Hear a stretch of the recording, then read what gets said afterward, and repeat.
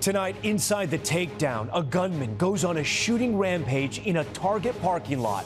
The trail of terror through Austin. What we're learning about the people killed.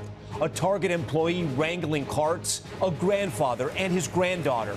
The accused gunman, bloodied and bruised in his booking photo.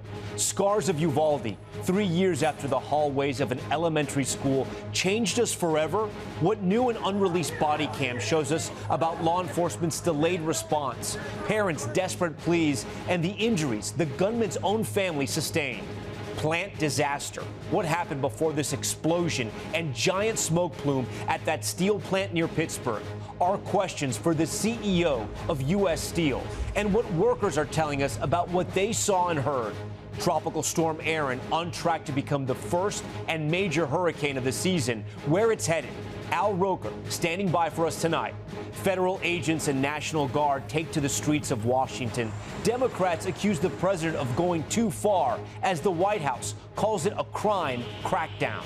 The new details just in about the Trump-Putin summit in Alaska and why President Zelensky may be out in the cold. What the new inflation report tells us about the economy as markets hit record highs. From smash and grabs to major busts, why thieves are increasingly targeting tens of thousands of dollars of Labubus, the must-have accessory. Nightly News starts right now. This is NBC Nightly News with Tom Llamas.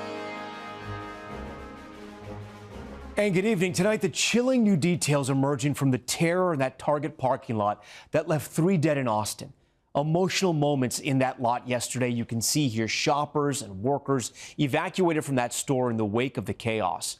The shooting victims revealed as Target employee Hector Martinez Machuca, who was collecting shopping carts in the lot, and grandfather Adam Chow and his 4-year-old granddaughter Astrid, who were killed as the shooter stole their car. The accused shooter, identified as 32-year-old Ethan Nineker, seen here with bruises and blood on his face. Police say he was found naked, holding a Bible and claiming to be Jesus. Priscilla Thompson now with more from Austin on that shocking attack. Tonight, harrowing new details in the shooting rampage at this Target parking lot that left 3 people, including a 4-year-old child, dead. 32-year-old Ethan Nineker appearing bloody and bruised in this booking photo, now charged with those murders. The suspect is armed and has shot multiple people.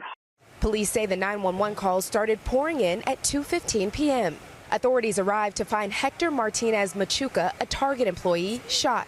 Attacked randomly while collecting shopping carts, police say. He was transported to the hospital where he was later pronounced deceased. The suspect then fired off more shots, they say, before running up to a gray Toyota, shooting the driver, 65-year-old Adam Chow, and killing his 4-year-old granddaughter Astrid in the back seat. They were pronounced dead at the scene. Police say the suspect threw Mr. Chow's wife from the vehicle as she clutched the child, then stole the car, sped off, and crashed it. Over the next hour, Nineker committed multiple crimes, including attempting to steal a water truck, causing multiple crashes, assaulting another female driver, and stealing her Volkswagen. Police say they found him across the city in a backyard, naked, holding a Bible, where they used a taser to bring him down. He said that he was Jesus, and there was really no reason whatsoever given. It was a completely random choosing of the victims. According to authorities, the suspect has a history of mental health issues, including 2 2018 police calls for an emotionally disturbed person. Austin police say he's been convicted in the past for violation of a protective order, driving while intoxicated, and assault. This man had some serious issues. There were some serious failures here. Ashley Fairley was checking out inside the Target with her daughter when gunshots rang out. We're not doing well. I feel nothing. I just feel like void in a way. Tonight, the Chows are remembering Adam as the steady backbone of the family and young Astrid as pure silliness and joy, writing, "We are broken and miss them both so much." Priscilla joins us now live from that parking lot in Austin. Priscilla, if the suspect had such a documented history of criminal activity and mental health issues, how did he get a gun? Yeah, Tom, authorities are looking into that. They say he used a handgun that he got from family. And I asked investigators whether anyone else could be held accountable as it relates to this gun. And they said they're investigating. Tom? Okay, Priscilla Thompson first. Priscilla, we thank you. We're going to stay in Texas now. Tonight, the Uvalde School District releasing hours of new body cam footage and thousands of documents following a lawsuit by NBC News and other news organizations. It brings insight into law enforcement's long wait as children's parents demanded action in one of the deadliest school shootings in U.S. history. We do want to warn you, some of the content you're about to see and hear is very disturbing. Here's Morgan Chesky. Sir, this is Arredondo with the School District Police. Can you please put your firearm down? Tonight, new video capturing crucial moments inside Uvalde's Robb Elementary School after a gunman opened fire on May 24th, 2022. The district releasing hours of never-before-seen footage showing a response caught amid confusion and chaos. At 11:40 a.m., just minutes after the shooter entered the school, you can see officers treating his grandmother, the first victim, who ID'd her own grandson as the gunman. Salvador Ramos. Apparently he just shot his grandmother. Outside Robb Elementary, as precious time passed. Sir. Panicked parents heard off camera, shouting at authorities to do something. By 12 p.m., with dozens of armed officers lining hallways, the school's police chief, Pete Arredondo, began pleading with the gunman, barricaded inside a classroom. These are innocent children, sir. Please talk to me. Please talk to me, sir. No response is ever heard. I need cover. You got more kids. Nearby, other officers tried to clear classrooms of terrified students and teachers. Go, pass. Go, go, go, go, go, go, go, go, go. At 12:08 p.m., the gunman's own aunt heard begging authorities to shoot him. Get him! Get him! Help us. He's doing it because his mom and everyone. Nearly an hour after that first gunshot, authorities shout questions back and forth, looking for keys.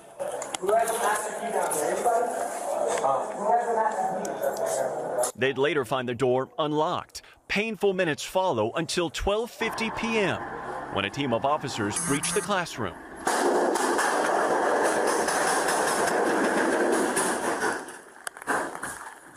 With the gunman dead, authorities frantically call for medical backup.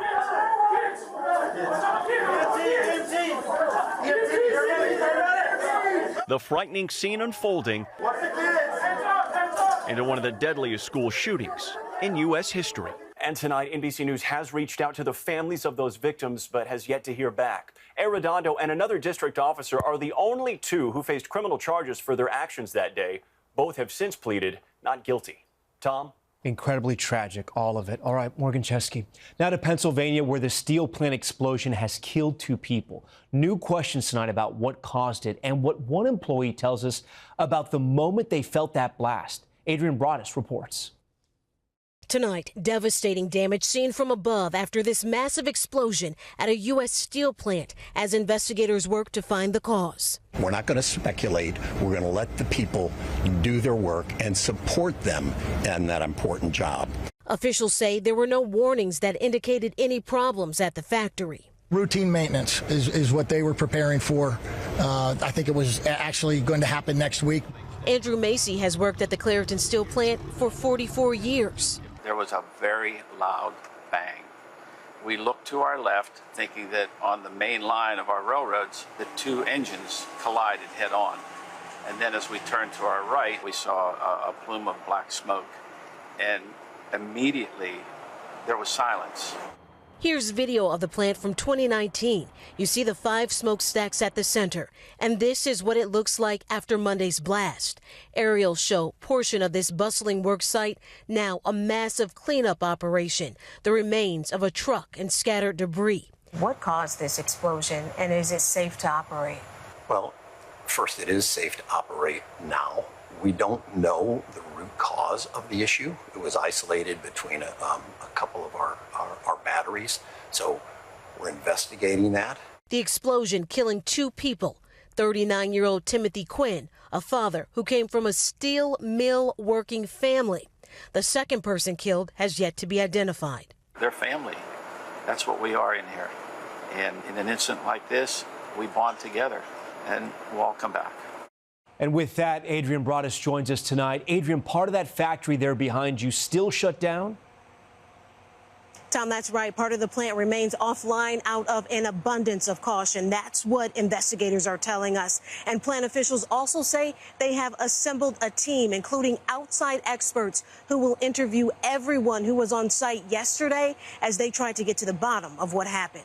Tom? Adrian brought us for us. Adrian, thank you. All eyes are on the Atlantic tonight as Tropical Storm Erin swirls out there at sea. Al Roker is here tonight. And Al, a lot of questions at this point about the path and if this is going to be the first major hurricane of the season. It looks like it will, Tom. Normally, we would see right around August 11th the average formation of a hurricane. And what we're looking at right now, Tropical Storm Erin, it's about 950 miles west of the Cabo Verde Islands, moving west at 22 miles per hour. It'll probably become a hurricane sometime early Friday morning, a major hurricane Category 3 by Sunday afternoon.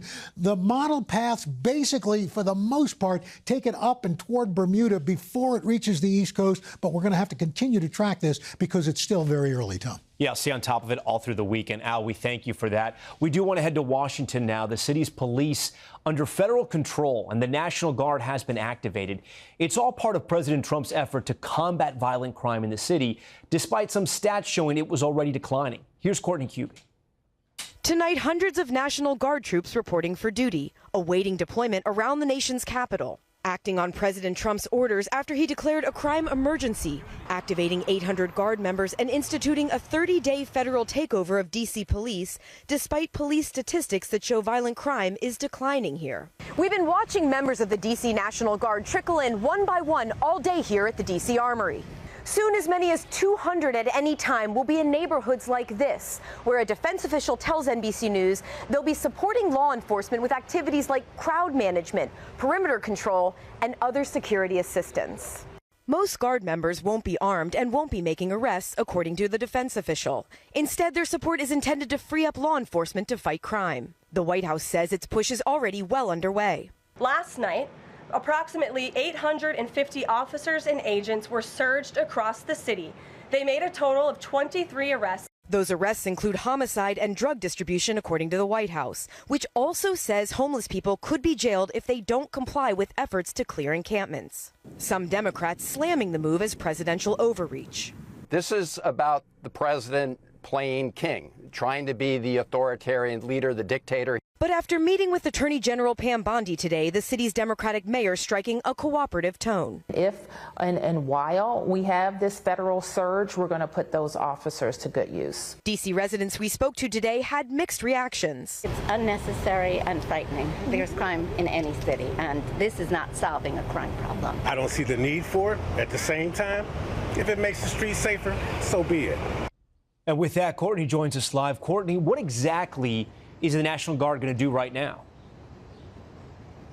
Well, Tom, the 800 troops have been activated, but they're still checking in, getting their orders. A small number are starting to move out to various locations around the city. But the reality is this entire process of getting them on the streets will take until the end of the week. Tom? All right, Courtney Cube with a lot of new reporting there. Courtney, we thank you. And preparations are underway for that high-stakes summit between President Trump and Vladimir Putin on Friday. Gabe Gutierrez has new reporting on this. And Gabe, it now appears the White House is trying to temper expectations. Yes, Tom, the White House now says the president's Friday summit with Putin in Anchorage, Alaska will be a listening exercise. So a ceasefire deal appears unlikely, at least in the short term. Today, I pressed the press secretary here on why Ukrainian President Zelensky was not invited. She told me it was Putin who asked for this meeting and that President Trump hopes to hold a trilateral summit eventually. Still, Zelensky said today that Russia is ramping up its offensive in Ukraine ahead of Friday's meeting and that it's impossible to talk about Ukraine without Ukraine. We're expecting a call between President Trump, European allies, and Zelensky tomorrow morning. Tom? All right, Gabe, we thank you. Markets today hit records highs after new inflation numbers came out. Overall, things held pretty steady, but there are some warning signs as well. Christine Romans joins us now to help us break it all down. And Christine, the question we keep asking you, have we felt the effects of the trade war yet? Yeah, you know, July inflation was stubborn, but not as bad as many economists had expected here, Tom. Lower gas prices really helped keep the number under wraps, but strip out volatile food and energy prices and inflation, 3.1%. That's still above normal. So far, many companies have been absorbing tariffs, but we're beginning to see higher costs for furniture, tools, shoes, pet supplies, coffee. These are all things from countries now hit with significant border taxes. The White House celebrating today's numbers, calling inflation low and stable. But just step back for a second. Over the past 5 years, car insurance up 60%, housing 52%, electricity up 38%, used cars, food, both up strongly as well. All of it while wages are up 24%. Tom, it's why the cost of living is still issue number one for American families. So many items day to day are so expensive. Right. All right, Christine, we thank you for that. In 60 seconds, why Labubus, yes, Labubus, of all things, have gone from a fad to a target for thieves and the massive haul worth tens of thousands of dollars police just busted. That's next. We are back now with the widely popular trend that's prompting a new wave of crime. Labubus are increasingly being stolen, and police are recovering collectibles worth tens of thousands of dollars. Our Camila Bernal has this one. Furry bodies, wide eyes, and a toothy grin, reselling for hundreds of dollars, and now a very obvious target. My Labubu got stolen. Someone stole my Labubu. Labubu, the summer's most sought-after toy, at the center of a crime wave. In Southern California, the thefts amount to tens of thousands of dollars. The latest in Chino, valued at approximately 30 grand. Police say they recovered 14 boxes of stolen merchandise that were soon to be resold and shipped all over the U.S. In La Puente, it was all caught on camera. The theft here also amounted to about $30,000 because while these Labubus can sell for as little as $30, they're hard to find and widely resold for much, much more. The fact that, some people think that, hey, it's just Labubus. No, it's more. It's organized retail theft. Connie Zuniga has spent over $5,000 amassing her collection, taking measures to deter thieves. You get these they're like little locks with a screw.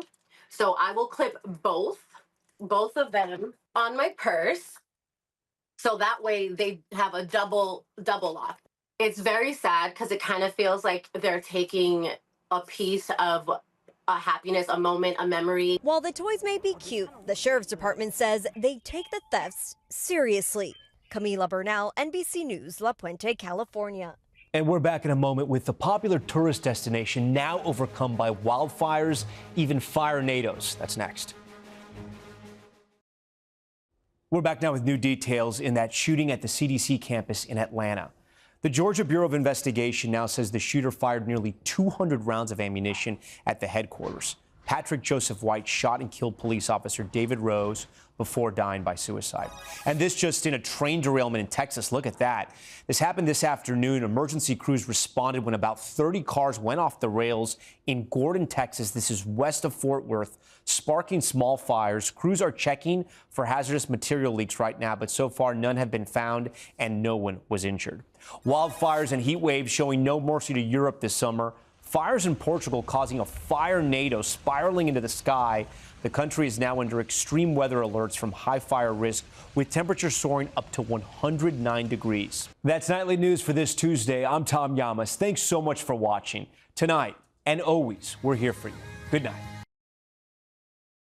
We thank you for watching, and remember, stay updated on breaking news and top stories on the NBC News app or watch live on our YouTube channel.